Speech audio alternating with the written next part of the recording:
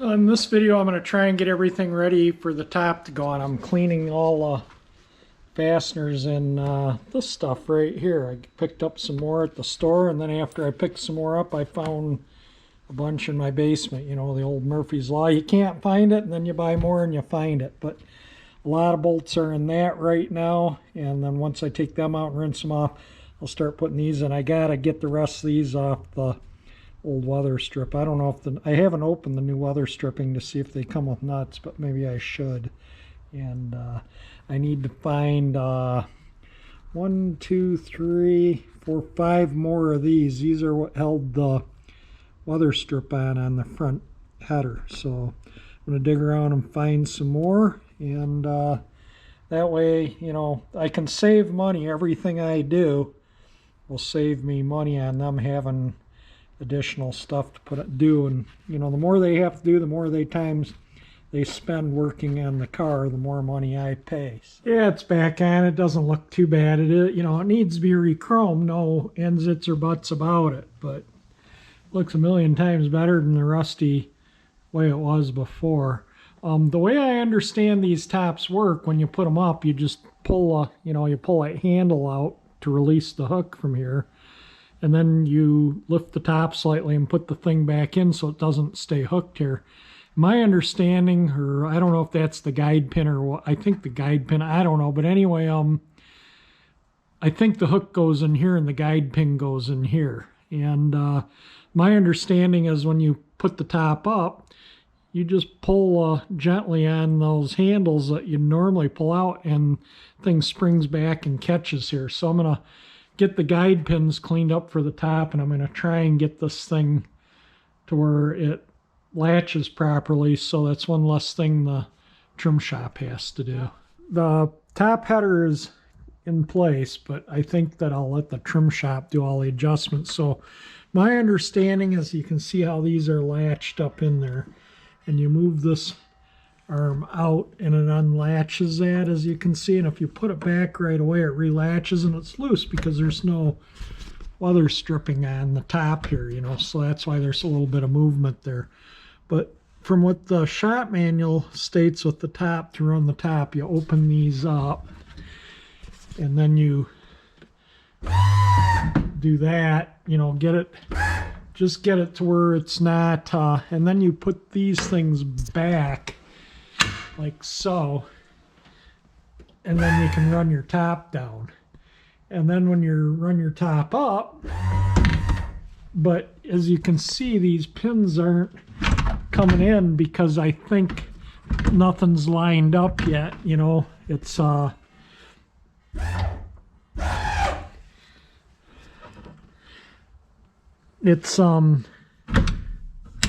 supposed to just latch like that, to where when you just so you know, all that stuff needs to be adjusted, and I think I'm gonna, like I say, let the trim shop, I think if I move that one just a little bit, you just got to kind of push it that way a little bit, but when the frame is up a little bit, I'll show you here, it kind of moves a little bit like so. So, you know, once the top's on, that's going to be all pulled differently and stuff. So I'm not going to spend a lot of time, you know, making it fit perfect right now. But let me get my hand on the switch here. Yeah, it's kind of way down in there. And then, as you see, there, it's latched. So I just have to pull it over a little bit. And these, if they remain like so, they will latch. And the rubber on the weather strip, it tells you in the shop manual just to gently pull down on that, or the handles, I think, to latch it. These just pull down gently on these and that'll latch it so that the weather strip squeezes down.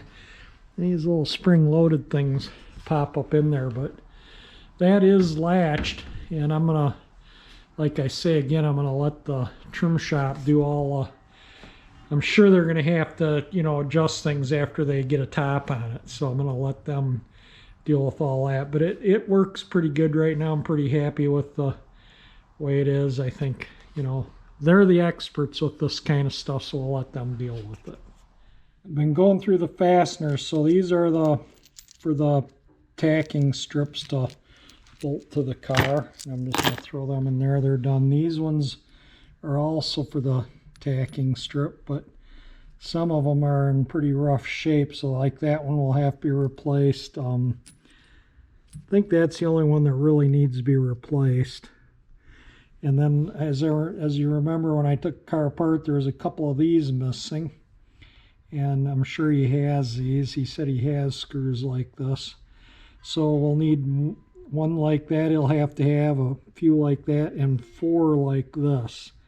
4 of them were, 5 of them were broken when I took the other top frame apart. These hold the weather strip to the header. These hold the lower boot that goes into the trunk compartment on. These hold the weather strip on, and I'm 3 short of those. I think there was a couple missing, but I'm going to look on the old weather stripping to see if I left any on them. This was solid surface rust. That cleaned up pretty good in that toilet bowl cleaner.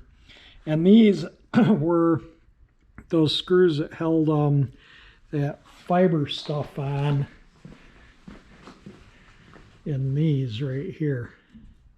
And then there's like some sheet metal-y looking screws that hold that stuff on there, which are right here. So I got pretty much all everything except I'm missing 4 of these type of screws, a couple of these, a few of these. Need one of these, and these were also screws that are kind of beyond, that were, you know, holding that felt on the ends. So those he may have to replace. A few little fasteners like that's no big deal. I have 17 of these little nuts. These go on here like so.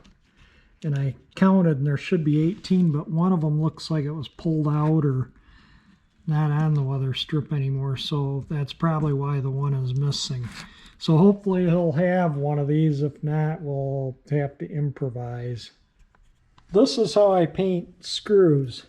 I just take the sticky side of the tape and tape some so it faces up on some cardboard, and then stick the screws to it, and then I spray this side of the screw, let them dry overnight, and then I'll poke holes in the cardboard and poke them through to paint the screw head. It works out pretty good, and I'm just going to mist a light coat of Rust-Oleum on them so that doesn't, you know, so they don't rust and so they look good.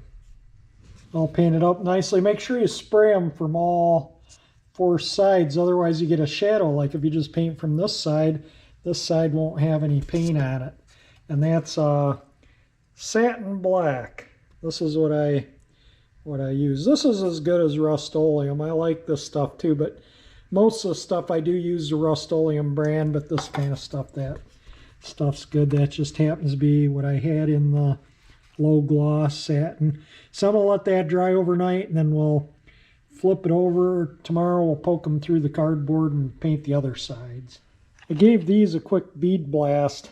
I'm going to paint these too. These are the nuts for the weather strip. I'm missing one nut, that's it. And we'll figure something out for that. I'm not too concerned about it. I'm sure the trim shop has I'm sure they have everything that, you know, because probably every Ford convertible made, you know, the Mustangs, the Cougars, all of them, you know, I'm sure they all, Thunderbirds, use the same. They're not going to make different fasteners for different cars, and probably the same stuff was used on other brands such as Chevrolet or Chrysler products too. I'm sure they all use the same, probably the same supplier. But anyway, we're going to give those a shot of paint too, just like the screws. Painting this kind of stuff, yeah, it's a lot harder to turn it around and move it so you don't get paint shadows. I call them paint shadows when you get areas that aren't painted, like from the wire or other components hanging on the wire. But it all looks pretty good. I think that'll be fine, and that's the same paint. Might just as well paint those too. What do you think? There we go. Looks a little better. Next day, and you can see I turned these around ready to spray and poke these through so I can spray that into the bolt. And these are pretty good. I looked at them. There's no real paint shadows, so I'm happy with those. And yes, it is cold out. The furnace is running. We had frost last night, scattered frost. I had to bring in all plants into the garage. I had to push the Galaxie. I had to kind of put things in behind it and stuff. So anyway, let me get to painting here. Now the other side's all painted. So yeah, that's a good way to paint if you want all your fastener painted to be protected from corrosion from condensation and stuff. That this car isn't going to see salt or snow or maybe very little rain even, so that if they get wet, it's going to be from condensation. So that just prevents condensation. You know, these are inside the car under the convertible top, hold the weather strip on. All these fasteners will be inside out of the weather. But I picked up a set of screws too for the wheelhouse moldings, and I found I have a whole slug of them too, so I got plenty of screws for the wheelhouse moldings. I don't know how many days later this is, but I'm working on this trim. I got the car ready to go for the convertible top, so as soon as they call me, I can take it to them. And in the meantime, I'm working on this trim was smashed. This is the driver's side lower, and it was smashed. The full, well, it just had a gouge down it, and it caused it to kind of, I don't know if that shows up or not, but anyway, it's pushed out from about here down to there. And I'm just got a block of wood there. I'm sitting here with my body hammer and just kind of tapping away at it, trying to bend it back. This will be on the bottom. You won't, when this is on the car, it's like this, so you won't even see it. This is the driver's side, I believe. Sorry, I'm just wrenching the camera everywhere. So you can kind of see it's down, you know, to where it's not visible. But I still want it to look nice. So I'm going to finish straightening it up and get it polished up and repaint the black in it. This edge here where the damage is kind of smashed flat. And as you can see, it's, well, if it shows up, it's kind of a curved surface, not a flat surface. So I put this over here on this block of wood, kind of support it the best I can. And then I have my little Briggs & Stratton wrist pin. And I don't use my body hammer to hit this because this is hard, and I don't want to mar up my body hammer. And then I just kind of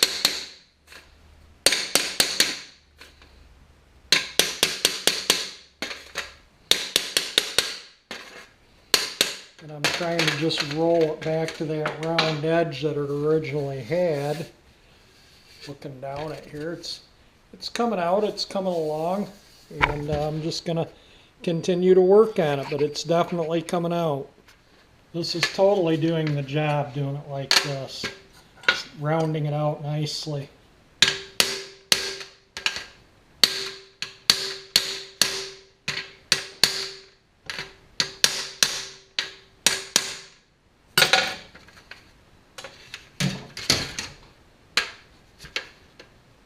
Yeah, it's definitely coming out now.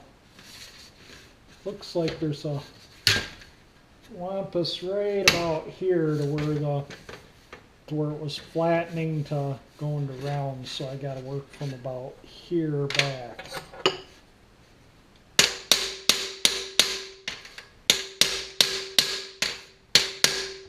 Oops. Yeah, that's doing the job. Alright, I'm just going to work away at this, plug away at it. And I ground this kind of blunt because I needed a sharper edge because right there on this edge it was smushed in. And it's all looking pretty good other than this edge here. You can still see is smushed in. And I can see it on the inside here. So I'm just very lightly tapping it out.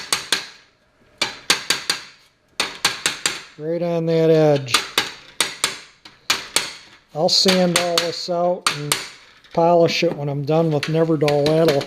This will probably shine better than the rest of the molding when I'm done. I got a couple little dimples and I'll knock them out. I'll put the block of wood and use the body hammer on them. But you just got to kind of just fuss with them, blocks and bits and pieces, and just tap here and there. And this is exactly the same as the way you straighten stainless steel. You do it the same way. So it's just softer metal, and you got to be a little more precise with it than stainless steel. If this was stainless, I'd be sanding it out and calling it good. But with anodized aluminum, you got to go the little extra little bit.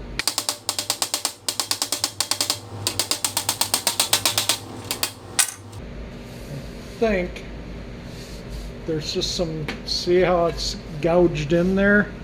I think I just need to push that out and we'll be good, because the rest of it's looking pretty good.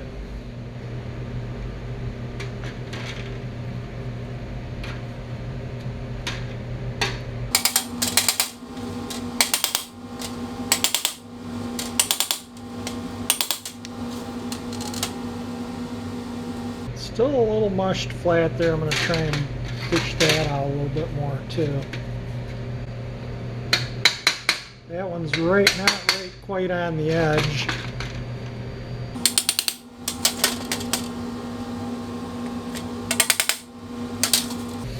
Just a little at a time, then look at it. You don't want to get too carried away, you know. You just plug away at it. It's time consuming, but it's definitely, that's a bad crease when they're right on an edge like that. They're the hardest to get out.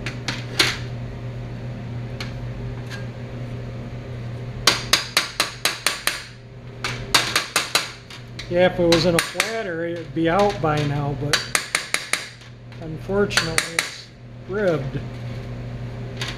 So that's why it's harder to do.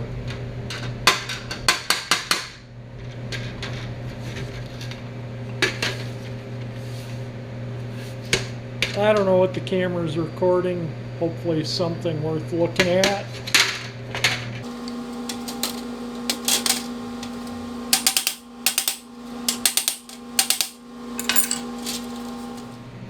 Knock out the dimples. I got my little block of wood in there, and I just find them and just kind of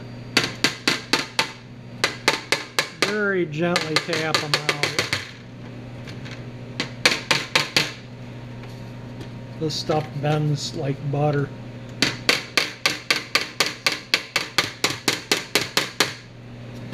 And I'm going to try and roll it over just a tad more. It still needs a little rolling over.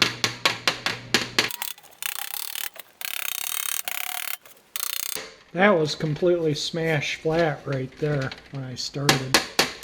The other rocker panel molding doesn't have any damage. It's just needs cleaning up. This one was the damaged one, and it's minor really when it comes right down to it. I could have probably put it on the car and it would not have really been noticeable unless you got down on your hands and knees, or if the car was on a hoist.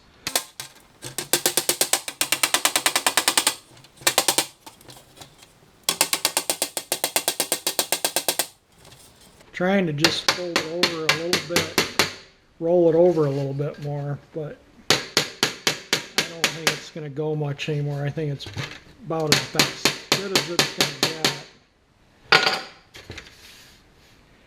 Yeah, I don't think it's going to get any better than that. Yeah, I think I'll just sand that out and buff it and then repaint the black. When I say sand this out, I'm going to lightly sand it. It'll probably take some of the anodization off, and then I'll polish that bare aluminum, and that'll stay shiny for a while, maybe a couple years. But then you just hit it, take a couple seconds, hit it with some Neverdull once every couple years, and it'll actually shine probably better than the anodized aluminum. But you gotta kind of keep after it and, you know, polish it with Neverdol or have it re-anodized. Alright, I'm going to call that bumped out. That's pretty good. Now I'm going to sand all that nastiness out so I can buff it. I already sanded it with 80 grit, and now I'm going over with 320, and then I'll go over it with 400, and then I'll just keep changing. Just do it just like you would do a piece of stainless steel trim. But when you're done, you're going to buff this aluminum instead of stainless steel, and this stuff, you can see where the anodization still is and where it is not. And but it'll buff up nice and pretty. And you can keep it shiny with a little Neverdol.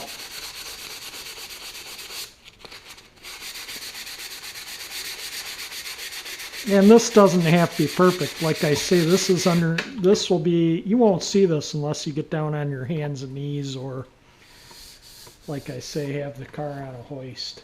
So I'm just gonna try and make it as neat as I can. I'll just give you a little, that's 320, and I'll just hit it with a little Neverdol and show you how it shines up. This is Neverdol. It's just a wadding. It comes in a can, and you just rip a piece out and keep your can covered when you're not using it. Oops. And then you just hit the aluminum.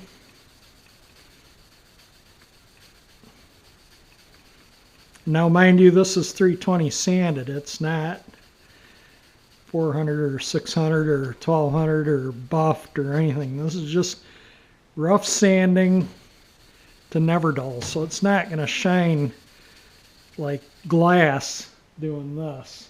But it gives you an idea that it definitely will bring the luster out in it. So I'm just going to, you can see how much shinier that, well, it may not show up in the camera, but believe me, that's significantly shinier here than here and here where I sanded it. So I'm just going to keep sanding, and then I'm going to buff it, and then I'll Neverdol it. That's sanded out as good as I'm going to sand it. I'm kind of lazy when it comes to sanding, but that's going to look better than probably what the rest of the trim will look once it's all cleaned up. There's still a little bit of scrape showing right there, but discoloration, I should say. It's not scrape, it's just discoloration where the scrape was.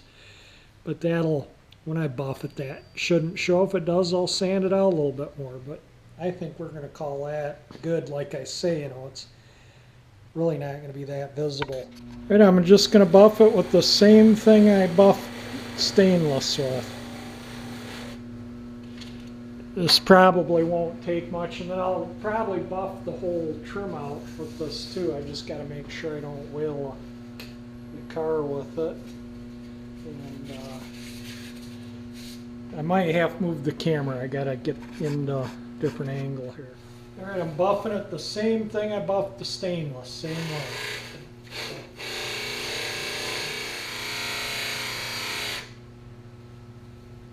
Usually I take all the anodization off with the, I would take it off the full length of this bottom rib, because you'll see where it was anodized and where it is not. Where it is not will actually shine a little better. Try and get it so you can see what I'm doing. Before and just quickly after, a little quicker, so you can kind of see it. And I was lazy. I only went to 400 sandpaper on this. Usually I go 12 or 15 or maybe 1800, but that's like I say, out of sight where it's not visible, so it's going to look 1000% better than what it did. So that's just wiping this with Neverdol now, and you can see the line between the anodized and the non-anodized, and where I've taken the anodization off is actually shinier and looks nicer than where I didn't. Now, Here it's because I got the Neverdull on it. That's why that looks funny down here. But see how cruddy and rusty and dirty that looks? And we'll just take a little Neverdull. Yeah, it takes a little time, but you know, you just go around and kind of wipe it down. It takes the staining and all the nastiness off. So I'll go around and clean this trim up and get it repainted, and then we can reinstall it on the car. Yeah, see, it takes all those rusty marks and dirt, and I mean, this is just as I took it off the car. I didn't wash this or anything, so I might clean it up a little bit more before I start polishing the rest of the trim up. But that's going to look good. Let me just give it a wipe off here. There we go. You can still see a few dings from where you know, it was still dinged and didn't get sanded. But again, you know, this is a lower, that's stone chips and all kinds of stuff. And I'm not going to sand this whole piece out. I'm not going to, some little scrapes right there. I'm not going to sand, you know, like I say, this is down under the car, and it's just not worth the effort to something that you're just not going to see. And once it's polished up, it'll even look better. So that looks 1,000 times better than smashed and messed up like it was. And as you can see, this one that I haven't cleaned yet has no damage.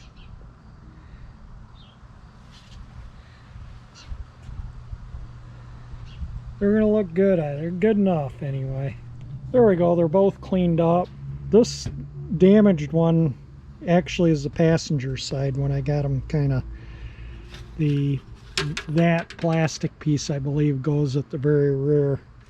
And this I believe goes underneath the wheelhouse trim. I'm going to clean the back side up with some dish soap and 4/0 steel wool, and then I'm going to take some wax and grease remover to that and tape it off, and then give it a repaint. Ready to be masked. I washed the underside, both pieces of trim.